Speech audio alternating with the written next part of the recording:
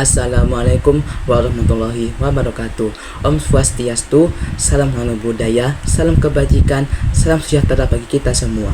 Hai Sobat Prima, perkenalkan nama saya Robby Afiansah dari kelas 101. Mungkin kalian bertanya-tanya, kenapa unsur-unsur di tabel periodik bisa punya sifat yang mirip dan dikelompokkan bersama? Jawabannya terletak pada konfigurasi elektron, yaitu cara elektron disusun dalam kulit dan subkulit atom. Susunan inilah yang menentukan golongan dan periode suatu unsur. Dalam video kita kali ini, kita akan fokus membahas konfigurasi elektron untuk menentukan posisi unsur-unsur dalam golongan A dan juga B. Sebelum masuk ke golongan A dan B, kita harus mengetahui dulu pengertian dari konfigurasi elektron dan juga 3 aturan dasar. Pengertian konfigurasi elektron sendiri adalah cara elektron didistribusikan dalam orbital-orbital atom. Susunan ini krusial karena ia menentukan sifat kimia dan posisi unsur, golongan, dan periode. 3 aturan dasar, yakni yang pertama adalah prinsip Aufbau, mengatakan bahwa pengisian elektron dimulai dari tingkat energi terendah menuju tingkat energi tertinggi. Urutan orbitalnya adalah 1s, ke-2s, ke-2p, ke-3s, ke-3p, ke-4s, ke-3d, ke-4p, dan seterusnya. Yang kedua adalah kaidahan. Kaidahan berlaku untuk orbital dengan tingkat energi yang sama, seperti 3 orbital p, 5 orbital d, atau 7 orbital f. Elektron yang mengisi orbital secara sendiri-sendiri dulu dengan spin yang sama, baru kemudian berpasangan. Ibaratnya, setiap kursi di bus harus diisi 1 orang dulu sebelum ada yang mau duduk berdua. Yang ketiga yakni larangan Pauli. Larangan Pauli menyatakan bahwa tidak ada 2 elektron dalam satu atom yang memiliki 4 bilangan kuantum yang sama. Gampangnya, satu orbital hanya bisa diisi oleh maksimal 2 elektron dengan arah spin yang berlawanan, panah atas dan panah bawah. Nah, setelah kita mengetahui pengertian dari konfigurasi elektron dan juga 3 aturan dasar, kita masuk ke golongan A. Definisi golongan A yakni mencakup unsur-unsur yang konfigurasi elektronnya berakhir pada subkulit S atau P. Mereka adalah unsur-unsur blok S 1A dan 2A dan blok P 3A sampai 8A. Ciri-ciri golongan A: akhiran subkulit. Konfigurasi selalu berakhir pada S atau P. Elektron valensi. Elektron valensinya hanya terdapat pada kulit terluar N. Periode ditentukan oleh nomor kulit terbesar N. Golongan ditentukan oleh jumlah elektron valensi X atau X plus Y. Sifat-sifat golongan A: logam, non-logam, dan metaloid. Mencakup variasi paling lengkap. Logam alkali 1A dan alkali tanah 2A bersifat logam kuat, sedangkan 7A dan 8A non-logam. Kecenderungan reaksi. Unsur golongan A cenderung membentuk ion dengan melepaskan logam atau menerima non-logam elektron untuk mencakup kestabilan aturan oktet.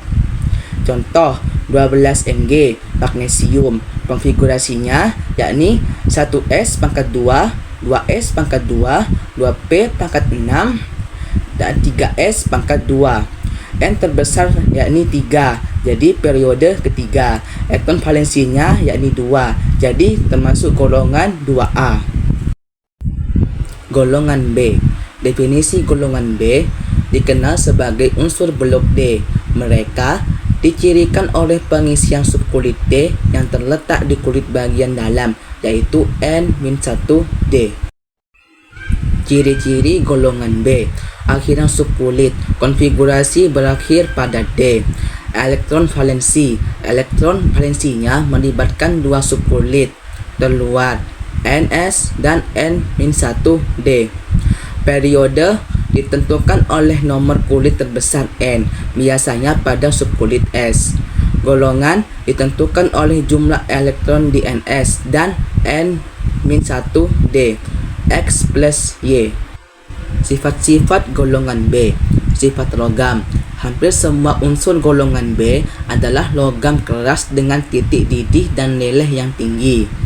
Warna dan paramagnetisme senyawa-senyawa unsur transisi sering kali berwarna karena adanya orbital B yang tidak terisi penuh. Kebanyakan bersifat paramagnetik, ditarik medan magnet. Bilangan oksidasi beragam. Mereka dapat memiliki lebih dari satu bilangan oksidasi.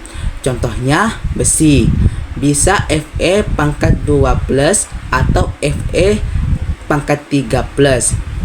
Contoh 26 Fe besi. Konfigurasinya yakni Ar 4s pangkat 2 3d pangkat 6. N terbesarnya yakni 4, jadi periode 4. Jumlah elektronnya yakni 2 plus 6 sama dengan 8. Jadi termasuk golongan 8B. Nah, dari materi konfigurasi elektron golongan A dan B, kita dapat menyimpulkan bahwa golongan A fokus pada kulit terluar N, sementara golongan B menjumlahkan Ns dan N-1D. Soal yang pertama, tentukan golongan dan periode dari unsur 17Cl, klorin. Mari kita bahas dari soal tersebut. Konfigurasinya yakni 1s pangkat 2, 2s pangkat 2, 2p pangkat 6, 3s pangkat 2, 3p pangkat 5. Akhir di P, kulit terbesar N yakni 3. Jadi periode ketiga. Elektron valensinya yakni 2 ditambah 5 sama dengan 7. Jadi termasuk golongan 7A. Soal yang kedua, tentukan golongan dan periode dari unsur 22 Ti, titanium. Mari kita bahas. Konfigurasinya yakni Ar 4s pangkat 2 3d pangkat 2. Kulit terbesarnya N yakni 4. Jadi termasuk ke periode 4. Jumlah Ns ditambah N-1D yakni 2 plus 2 sama dengan 4.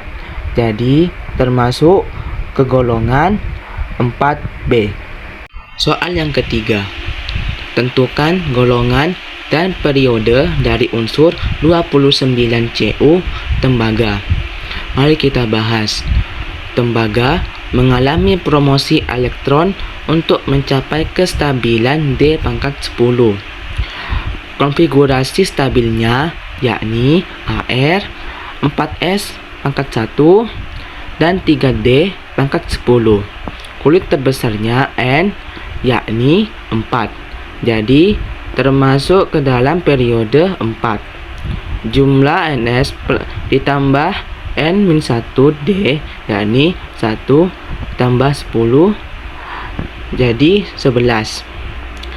Sesuai aturan khusus 11 yakni termasuk ke dalam golongan 1B. Soal yang keempat, unsur X terletak di periode 3, golongan 5A. Tuliskan konfigurasi elektronnya. Mari kita bahas. Periode ketiga, kulit terluar N, yakni 3. Golongan 5A, elektron valensinya 5, dan golongan A. Berakhir 3P.